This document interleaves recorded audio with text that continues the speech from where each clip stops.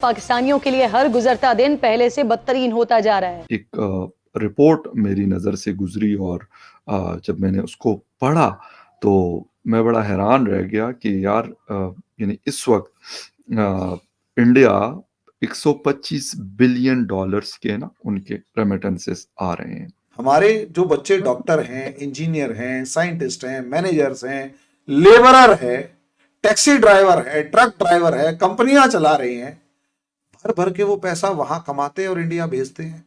यानी इस वक्त मुल्क की आबादी के तकरीबन 40% पाकिस्तानी गुर्बत का शिकार हो चुके हैं। आपको लगता है कि हमारा कोई कंपैरिजन है इंडिया के साथ, या अब हम ये मुकाबला छोड़ दें जो हम हवा में या बातों में या किताबों में जो मुकाबला करते हैं? मैंने जब है ना ये देखा ना कि 125 बिलियन डॉलर रेमिटेंसेस आया है, पाकिस्तान का टोटल बजट 330 बिलियन डॉलर का है, टोटल बजट।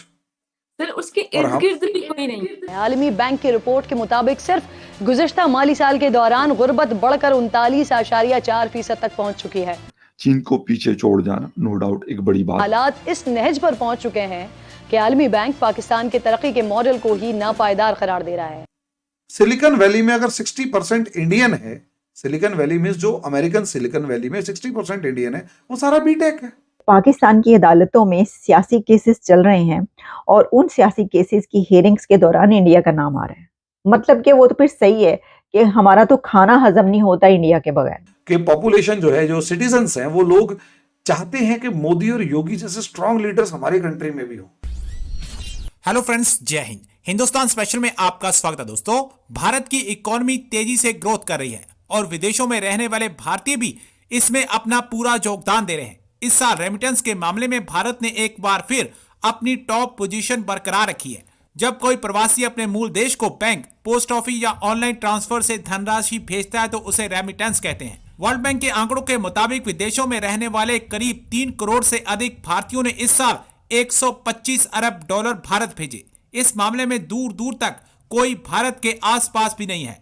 मैक्सिको 67 अरब डॉलर के साथ दूसरे और चीन 50 अरब डॉलर के साथ तीसरे नंबर पर है। अमेरिका के बाद यूएई और सऊदी अरब भारतीयों का पसंदीदा ठिकाना है। साउथ एशिया में रेमिटेंस में इस साल 7.2% की तेजी आई।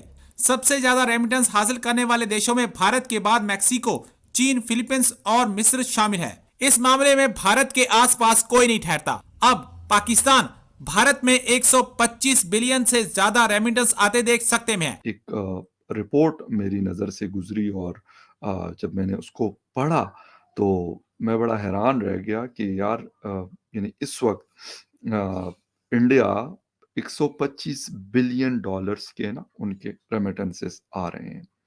ठीक है, एक तो ये बड़ी अहम खबर है, हम 2021 है और अभी जो ताज़ा रिपोर्ट आई है उसके मुताबिक ये कहा जा रहा है कि हमारे remittances, state bank of Pakistan कह रहा है कि डाउन हुए हैं, कम हुए हैं।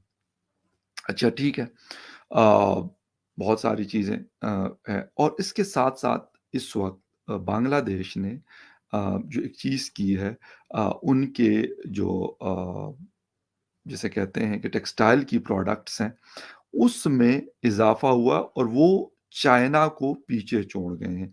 तो मेरे ख़्याल में एक बहुत बड़ी खबर है अगर इस हवाले से देखी जाए, इस हवाले से बंदा बात करे कि जिसे कहते हैं कि अगर इकोनॉमिक कंडीशंस की बात करें और ये सारी चीज़ों की बात करें तो गारमेंट्स में चीन को पीछे छोड़ जाना नो डाउट एक बड़ी बात है। और इसमें भी सपोर्ट कौन कर रहा है?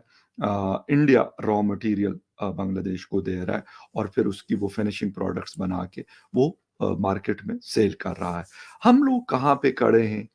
ये भी एक अहम मुद्दा है कि हम क्यों ये चीज़ नहीं लेते, हम क्यों इसके ऊपर काम नहीं करते, क्योंकि पाकिस्तान के तकरीबन ऑलमोस्ट 25-26 साल के बाद बांग्लादेश बना था और अभी काफी चीजों में वो हमसे आगे है। मैंने जब है ना ये देखा ना कि 125 बिलियन डॉलर रेमिटेंसेस आया है, पाकिस्तान का टोटल बजट 330 बिलियन डॉलर का है, टोटल बजट। सर उसके इर्द गिर्द भी कोई नहीं, इर्द गिर्द भी कोई नहीं है। मतलब वो इसलिए नहीं है ना क्योंकि हमने ह्यूमन रिसोर्स के ऊपर काम किया। यस, अब मेरे से अगर आप उम्मीद करें, मेरे पेरेंट्स ने कभी नहीं समझाया कि बेटा तुझे कुछ मतलब ऐसे वॉरियर जिहाद और ये सब धर्म और कुछ करना है ना, बेटा अपनी लाइफ में तुम्हें आगे बढ़ना है, पढ़ना अच्छे तरीके से, बाकी कुछ नहीं देंगे। मैंने भी अपने बच्चों को समझाया है, हम सारे अपने बच्चों को यही समझाते हैं, बेटा कुछ नहीं देंगे एजुकेशन के अलावा, जो पढ़ाई लिखाई में, जो बिजनेसमैन है वो बिजनेस सिखाता है। यस, हमारा फोकस इन चीजों पे नहीं है ना, और पाकिस्तान हमारे लिए अम्यूजमेंट है, एंटरटेनमेंट है। अच्छा ये हो गया। मैडम कितने इंजीनियरिंग कॉलेज इंटरनेशनल लेवल के आपके यहाँ है, मुझे नाम बताओ, दो नाम बताओ। यूईटी इंजीनियरिंग कॉलेज, इंजीनियरिंग की इंजीनियरिंग कॉलेज जिसके स्टूडेंट्स को हायर करने के लिए इंटरनेशनल यूनिवर्सिटीज लाइन लगा के खड़ी होती हैं। सर इस तरह कितने हमारी आईआईटी के अंदर आप आके, हाँ मैं कह रही इतने बड़े इम्तिहान में तो आप हमारी आईआईटीज के अंदर आके देखो ना मैडम, पैकेजेस की लाइन लगती है, 2 करोड़ का 5 करोड़ का पैकेज इंडियन रुपीज में, ठीक है, 24 करोड़ का पैकेज, 24 करोड़, 2 करोड़ रुपए पर मंथ, ऐसे पैकेजेस मिलते हैं हमारे यहाँ स्टूडेंट्स को। 20 साल के लड़के को 2 करोड़ रुपए महीने की सैलरी दे दोगे तो वो कैसा होगा। और मजे की बात, वो उसमें सैलरी में उसमें भी सेटिस्फाई नहीं है कि यार काम करना है, काम अलग करना है मैंने, और वो उस नौकरी को भी लात मार के आ जाता है। अच्छा आप मेडिकल कॉलेज का नाम बताइए, आप किसी मैनेजमेंट इंस्टीट्यूशन का नाम बताइए जो इंटरनेशनल लेवल पर मशहूर हो, उसमें ही कॉलेजेस वगैरह बच्चों को, यूनिवर्सिटीज बताइए ना। आप जिस यूनिवर्सिटी का नाम बता रहे हैं, मैं वही चीज कह रहा हूं, कितने प्रोड्यूस किए, और क्या रीजन है कि सऊदी जैसे कंट्रीज भी एमबीबीएस जो डॉक्टर्स ऑफ पाकिस्तान उन्हें नहीं ले रहा आजकल, क्यों? Credibility crisis. मैडम जो कंट्री के सिटीजन्स होते हैं वो देश के लड़के होते हैं, कमाने वाले, कमाऊ पूत, हमारे यहाँ कहते हैं कमाऊ पूत, वो होते हैं। कितने प्रोड्यूस किए ये बताइए। सिलिकॉन वैली में अगर 60% इंडियन है, सिलिकॉन वैली में जो अमेरिकन सिलिकॉन वैली में 60% इंडियन है, वो सारा बीटेक है। यस, सारे के सारे बीटेक हैं। आप और जहां पर भी देखेंगे वहां आपको सारे, अब ट्रकिंग इंडस्ट्री, आप पूरे पूरे शहर को अमेरिका के अंदर देखेंगे, ट्रकर्स के ऊपर इंडिया का कब्जा है।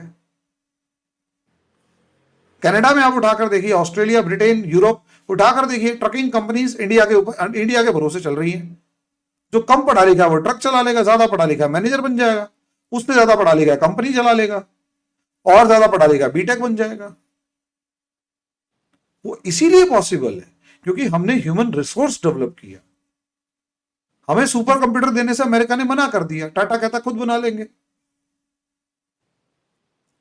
आप ये सोचिए, हमारा दुनिया के अंदर या तो अमेरिका के इकोनॉमिक सिस्टम को चाइना ने चैलेंज किया है, जो पूरा इकोनॉमिक सिस्टम डेवलप कर रखा है उसे चाइना ने चैलेंज किया, उसने अपना डेवलप करने की कोशिश करी, अमेरिका ने ऐसा दे के मारा कि वो घुटनों के बल बैठा हुआ है। लेकिन लोगों ने नोटिस नहीं किया। आप ही के यहाँ के पत्रकार आके कह रहे थे यहाँ का यूपीआई